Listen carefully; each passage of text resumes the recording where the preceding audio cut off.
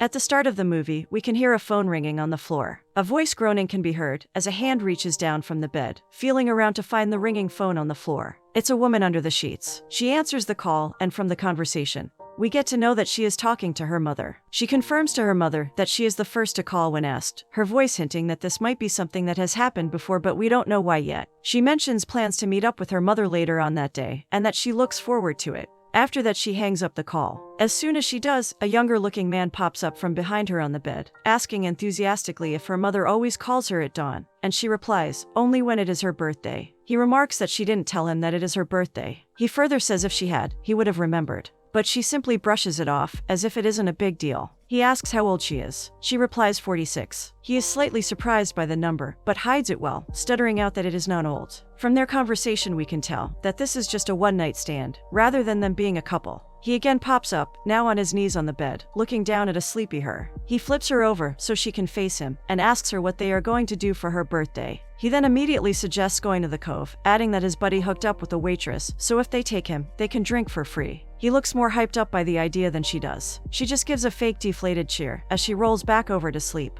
In the next scene, we see a woman walking up to a pink house. Darla, with 2 coffees in hand, she tries to open the door, but finds it locked, prompting her to knock, as she calls Senna to open. As soon as the door opens, we can see that it is the same woman from the first scene, and behind her is the young man. Although she opens up the door with a smile, we get the sense that she is faking it. She tells the man it is time to leave. He asks her if they are going to hang out again, and Senna gives a polite yes. As he reaches the threshold, his attention now moves to Darla, and he looks at her behind. When she walks into the house, not even caring that Senna can see it all. Darla is clearly uncomfortable with his stares. He tries one last time, telling Senna that his band is playing on the weekend, but she simply exclaims that it is great, as she slowly shuts the door before he can say anything else. She sighs in relief, telling Darla, who has been watching the two this entire time, that he wanted to spend her birthday with her. Her friend teases her and calls the man's suggestion a relationship killer, but Senna reveals that it isn't a relationship, but a hookup. Senna goes to spark up a doobie and reminds her friend of the plans they have, movies and a tattoo, but Darla is busy on her phone. She is on the phone with another friend of hers from Boston, who has recently separated from his wife. He has just moved to LA and is very handsome. Senna snatches the phone from her, as she doesn't want to be set up on a date.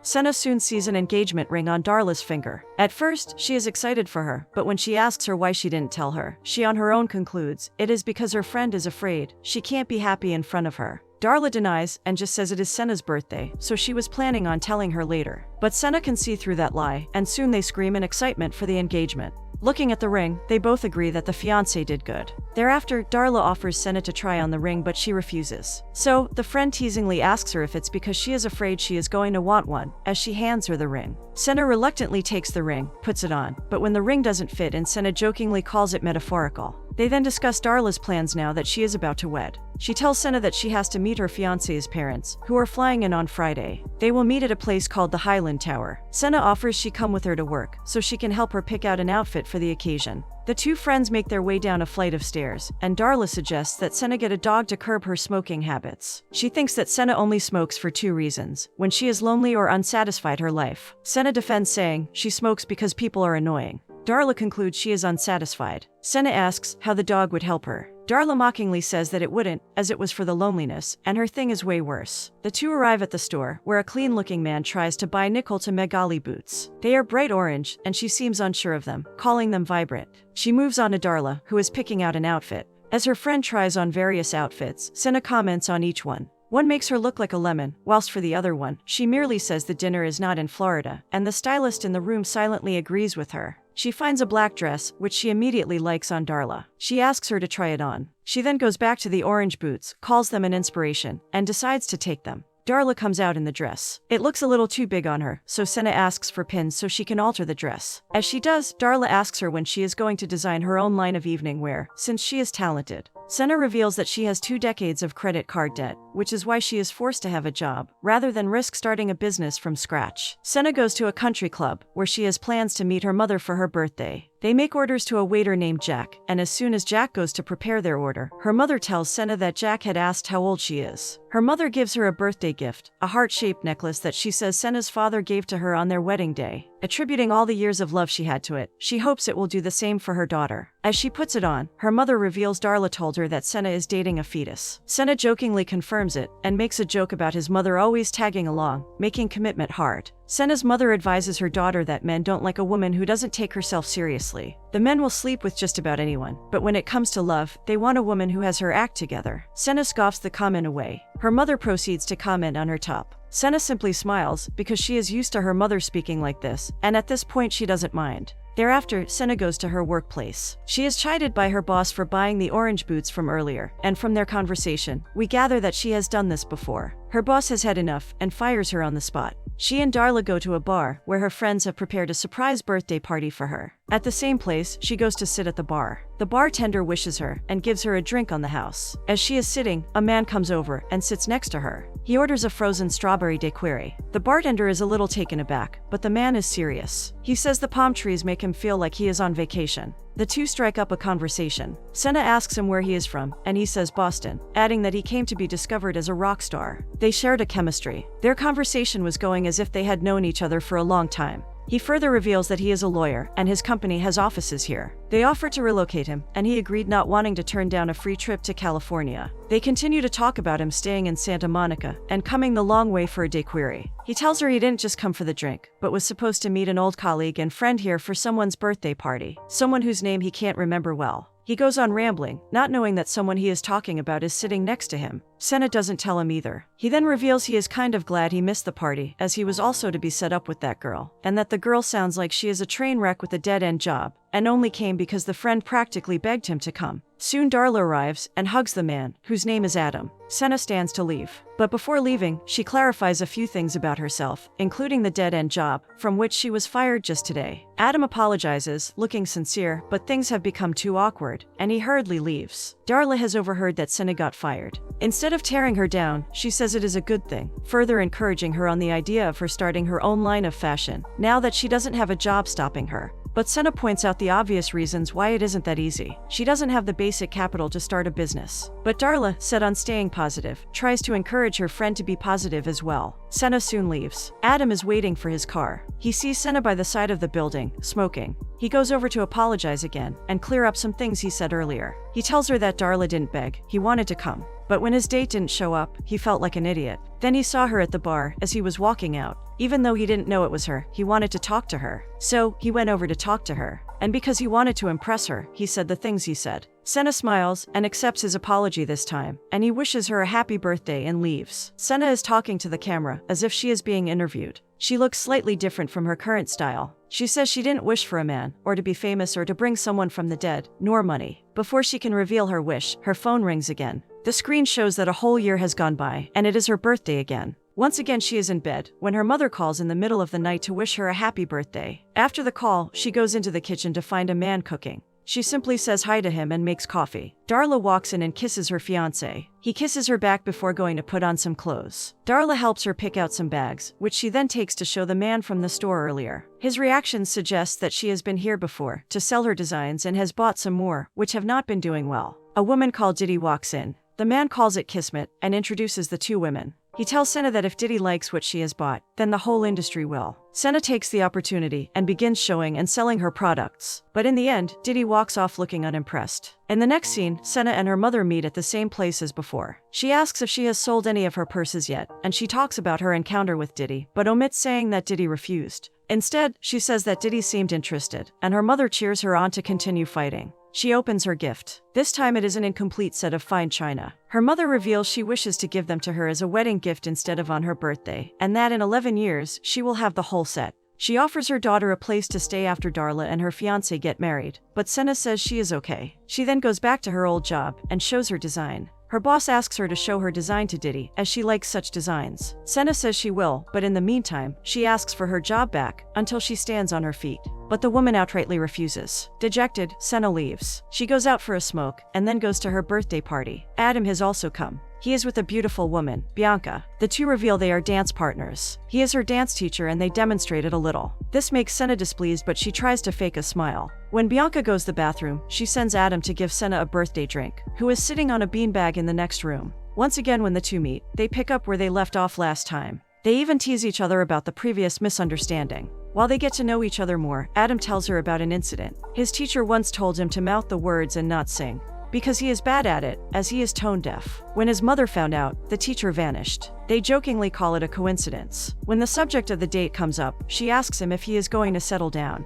He says he is taking his time, but certainly doesn't want to grow old alone. She tells him that it isn't so bad, and he tells her she is not that old. As she sets her empty glass down, she sees that there is a loose thread on his sweater. She tries to help him with it, so that it doesn't damage the sweater. But when she does, she goes to bite it off, putting them in an awkward position. Bianca finds them in that awkward position when she comes back from the bathroom. She doesn't say anything, but looks disturbed by the scene. Soon after, Steve and Darla bring the cake as they sing for her. The two mouth words to each other, further solidifying their chemistry together. Darla asks Bianca to help her in the kitchen. Steve offers Senna shots, which they share, but she is too drunk and knocks the drink on herself. She tries to get up and go change, but ends up stumbling about, hitting the wall and almost falling. But Adam catches her before she falls. He takes her to the room to change, and she takes her shirt off in front of him. He is taken by surprise, but is more concerned about her not hurting herself. She goes to lay on the bed, but ends up rolling off to the floor. Luckily, she is covered by the blanket that was on the bed. She passes out on the floor, and he sits down beside her, wishing her a happy birthday. What follows is the interview again, with a dark screen behind. But this time, it is Senna's old boss talking. She tells a story of her friend Charlene, throwing her a surprise birthday party for her 40th. Her friend arranged it with her ex-husband to tell her he is taking her out to dinner. In the morning of her birthday, he tells her he will pick her up at 8, and at 8:30 he tells her he is caught up at work and that he will meet her at the restaurant. When she refuses, he tells her she has to go because her friend arranged a party for her and everyone is waiting there for her. And so she goes, and the party goes on. But her then husband was supposed to pick up the cake, but he forgot. So there was no cake, and she reveals she let it ruin not only her birthday, but her whole marriage. She doesn't even eat cake. She ends it off by saying she wished she had forgiven him. The next birthday comes, and once again, the phone rings, but this time she isn't in bed. She seems to be preparing to go somewhere. It is her mother, and she is the first to wish her a happy birthday. She is then seen painting the wall, as Darla brings coffee for them. But when Darla offers to help her paint, while she takes a coffee break, she realizes Senna has been painting the wall with paint for bathrooms and indoor pools. They then go to Senna's car, where the trunk is full of a pile of clothes. She reveals that she is supposed to take them back, as she took someone else's order by mistake. The two agree that Senna will go return the clothes, while Darla goes to get the correct paint. She asks Senna for the keys to the storeroom, but Senna realizes she has lost them. She is as forgetful as always. When she is about to leave, she puts the coffee on the roof of the car, and forgets to get it before getting into the car. She drives off, spilling the coffee all over the roof and windows. She then goes to return the clothes. Her eyes land on a pink coat, and she loves it for her mother, because it is her favorite color. The seller agrees to give it to her at a cost. She hesitates for a second, but eventually takes it. When the seller tells her the total, she assumes she will be billed at the end of the month, like it was done when she was working at her old place. But the seller tells her that that was only because she had a 15-year working relationship with that store, unlike now that she is not an employee there. She offers to give her the coat, but can't take the risk, since Senna doesn't have the credit. She understands and the two hug and part ways, with Senna wondering where she will get $10,000. She again meets her mother at the same place, and this time she gets an accounting course as a gift. She gives her mother the coat, but her mother is worried for her financial situation. So she offers to reimburse her for it, but she insists it is okay. They soon get onto the topic of her business and its financing, and she admits she needs $10,000 first. She asks her mother for a loan, but her mother refuses, telling her she will give her the money, but as a partner. Senna goes to meet Darla and tells her what happened. She also tells her that her mother wants to be partner, and they laugh. Senna leans against the wall, which is freshly painted, and it gets all over her back. She goes to the bathroom to clean.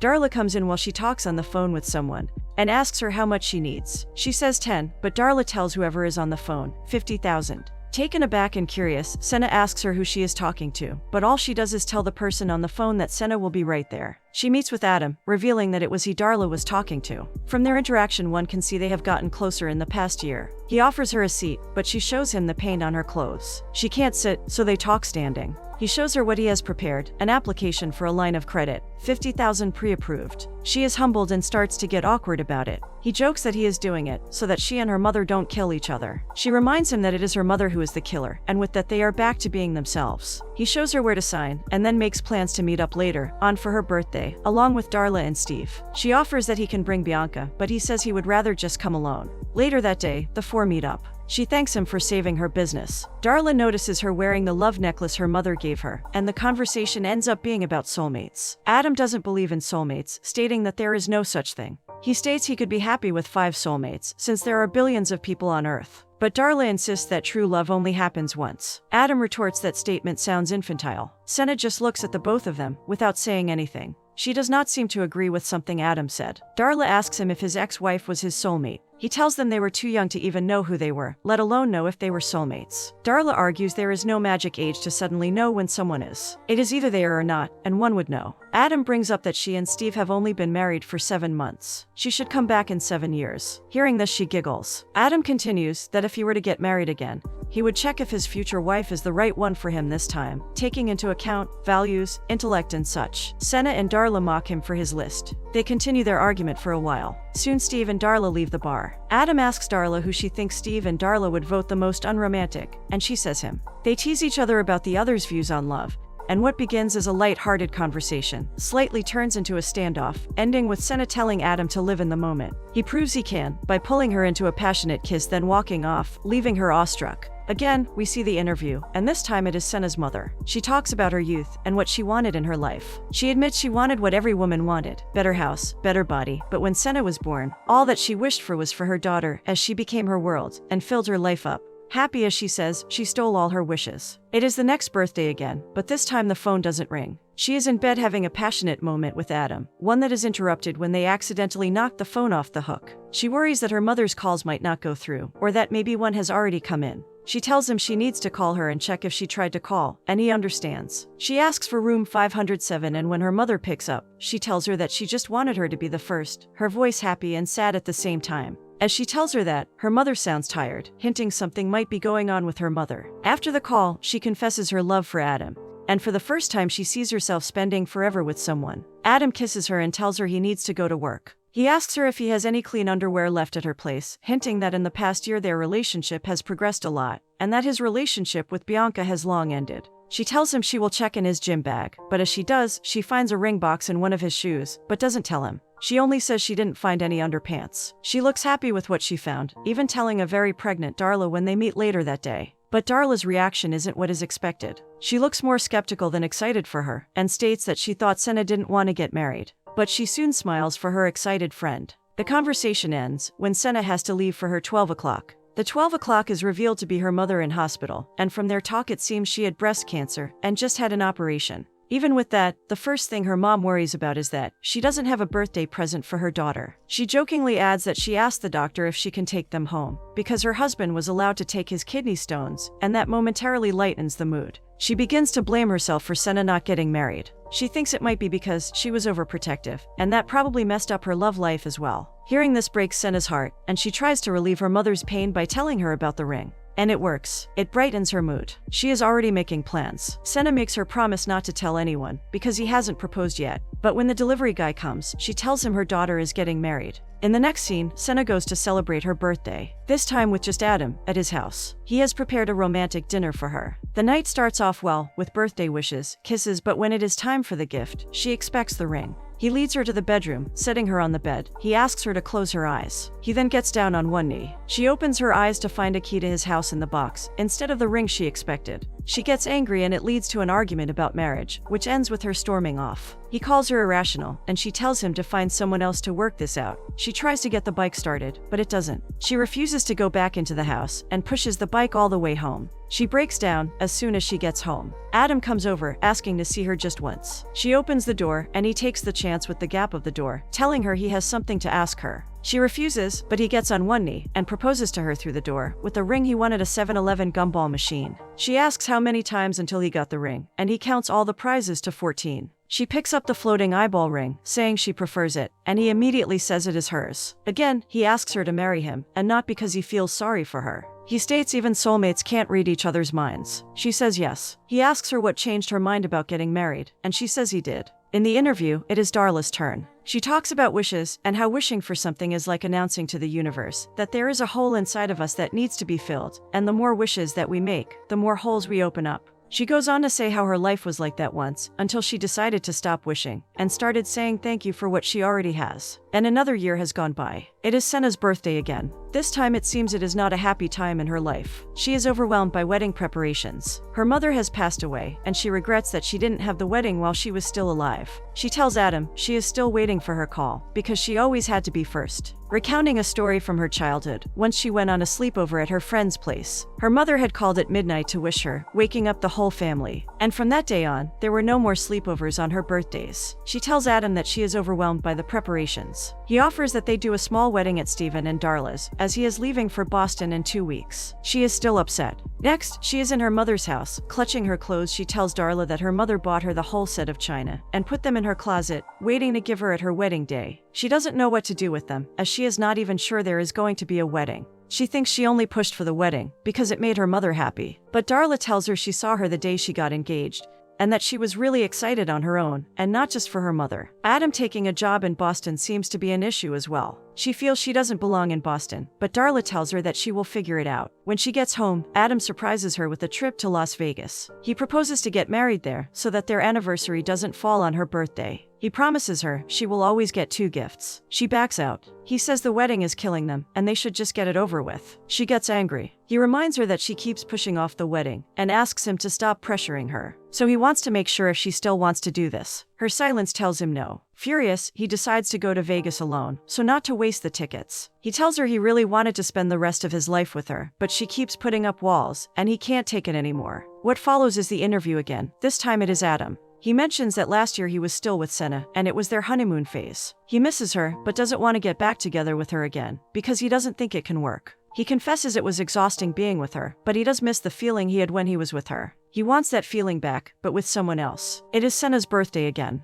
This time she goes to the same place she and her mother went, ordering from Jack the usual. And as she sits there with her mother's seat now empty, she misses her talks with her. This is when she needs her again. She arrives at her office, which seems to be popular and doing very well. Her assistant tells her about the sample from Hong Kong getting shipped today, and that she has received flowers from a man, offering her to bring her line to Paris, as his wife loved her coat. Excited, she calls Darla to make celebration plans. She goes to a club, where she tries to flirt with the guy at the bar, but it doesn't work out. So, she joins her friends, and Darla gives her a puppy. Senna says she can't be given something that is alive, but loves it anyway. Adam calls her to wish her a happy birthday. She tries to invite him over, but the signal gets cut off. She tries to call him back moments later, but it goes to voicemail. Then Darla reveals something she didn't tell her before. Adam had met another woman in Boston, and when he moved back, she followed him later, and they now live together. This news crushes her. But later at home, she still calls him. It goes to his voicemail, and she tells him she found out, and she is happy for him. She adds if he wants to get together as friends, he can call anytime. On the interview, a new face pops up this time, who we can assume is Adam's new girlfriend. She talks about how for every birthday, until she turned 17, she wished for a horse. She considers she wasted her wishes, because when she got into high school, she wished to get into Stanford and got in. In college, she wished for good grades and good job, but now she feels having dreams and accomplishments don't mean anything if you don't have anyone to share them with. Another year has passed, and on this birthday, she and her grown dog give a speech to her employees about how she sold the shop to her old boss and is moving to Paris after the offer she got. She gives the floor to Vanessa, their new boss, who says she looks forward to working with them. Then Adam calls her to celebrate her last day here the California way. They go to the beach, where they meet Adam and Allison, to play beach volleyball. Allison doesn't like Senna that much and she makes some passive-aggressive remarks. The game goes on well, but with the way Allison is playing, Senna feels it wasn't Adam who picked the game to play, as all the balls are aimed at her. The game ends, and everyone gets ready to leave. Senna wants to look at the sunset one last time before leaving. So they decide that Adam will stay with her, and rest will go with Allison, as she has to prepare for the dinner. At the beach, Senna mentions she is going to miss it here, and Adam agrees, adding that Paris isn't going to be fun. Adam teases her by asking if she is going to dress her models in 10-foot hats. She says she prefers big tree branches. He adds that she should remember them when she becomes a big designer. He then goes for a swim and then goes to get a change of clothes from the car. She waits for him at the beach. As she waits, she seems torn because she's leaving. Then the scene shifts to Adam, who wraps himself in a towel. He closes the trunk of the car and it locks with his towel stuck in it. He calls Senna for help, but she just laughs at him. When she tries the door, it is locked as well. She doesn't take the situation seriously, and she cannot stop laughing. When he asks for her phone to call for help, she says doesn't have it on her, and is locked in the car. The scene shifts again, this time to a man singing karaoke, terribly. The two walk in. Adam is in his Speedo. He feels self-conscious. They approach the bartender and ask him for a phone and finally get to make a call. Adam is busy making the call. Senna goes to the karaoke front and whispers something in the woman's ear, which she seems to agree to. As soon as the song ends, the woman announces that there is a birthday girl in the house, and she wants her special friend to go up sing for her, calling Adam by name. At first, he refuses, but as the crowd begins to chant his name, he relents and goes on the stage. He begins to sing, and proves that he was right about being completely tone deaf. He is worse than the guy who sang before him. The woman asks him to do it for his birthday girl. He begins to sing his heart out, terribly but passionately. The lyrics of the song seem to mirror their situation, and they get closer. She is about to kiss him, when Allison's voice stops them. The bartender gives him a pitcher of beer, saying it is from the woman across the bar, who loved his singing, catching both Allison and Darla off guard. Allison says she thought he was tone deaf, and the bartender confirms that he definitely is. They are about to leave, but Darla insists they should stay, as they can't waste beer. She makes her way to an open table. Allison hands him the keys and he kisses her before he goes to change. After the group settles, Allison gives Senna a gift, making another snide comment about how she spent some time in Paris, and how wonderful it is that she may never want to come back. Darla proposes they play a game. She explains the game Never Have I Ever with matchsticks. The game begins, starting with Darla, who says she has never been to Paris. Steve says he has never been to a nudie beach, and Adam explains that Darla and him went on a corporate retreat, and they went to a nudie beach where she couldn't wait to take her clothes off. Darla states that she has seen everyone on the table naked, and a slightly surprised Allison asks about Steve. Steve replies he likes to steam bare body after racquetball. Then it is Allison's turn, who takes a dig at Adam locking his keys in the car. Adam says he hasn't seen Gone with the Wind. Senna says she has never slept with a woman, with Senna jokingly calling Darla the adventurous one. It goes back to Steve, who says he has never been to Vegas. This kindles an old story. He explains he never went. Soon the game takes an awkward turn as Senna confesses she still loves Adam, making Allison upset. She storms off, and Adam follows her after saying goodnight. Allison and Adam are driving home. Allison says, even though it was her birthday, Senna had no right to do what she did. Adam only listens without saying anything. But soon he stops the car on the side of the road, turns to Allison and apologizes, before getting out and running back, leaving Allison behind, as she calls to him. Senna is at the beach alone. Suddenly she hears Adam saying that he doesn't know whether to punch her or hug her. She turns, asking where Allison is. He says by the side of the road, in a car so she won't be harmed but might harm him after what he did. He repeats the words she said at the table, calling it melodramatic. She agrees she is melodramatic. He confesses he doesn't feel the same way about Allison as he does for her. Hearing this seems to give hope to Senna, and she takes a step forward. But he shakes his head, and she freezes. She says he'll meet somebody else, using his words against him. Frustrated, he asks her to stop saying that, and admits he was wrong. It is just her, and he doesn't know what he's supposed to do about it. She immediately gets on one knee and asks him to marry her. He kneels before her as well, and they kiss. He mentions he doesn't have a ring, and she says she doesn't care as they kiss again. She asks him what changed his mind about the only one. Now it is his chance to say, she did. In the interview, Senna says she has had the same wish since she was 10 years old. She has always imagined a moment where all the wrongs and pain and everything that has happened didn't matter, and who she is meant to be would emerge. And she has found her moment. The next scene is of a fashion show, where Vanessa is trying to find a model in almost a panic. She finally does, and sends her off. Senna comes out fixing a model's jacket. Vanessa protests that there is no time, but Senna says they can't send out a model without a jacket. She manages to finish off before the other model comes back. Next, it is the designer's turn to go out and take a bow. They ask for Senna's coat as they fix any imperfections, and then wait for the announcement. Senna heads out to the spotlight, with everyone cheering. She supports a wide, bright smile on her face.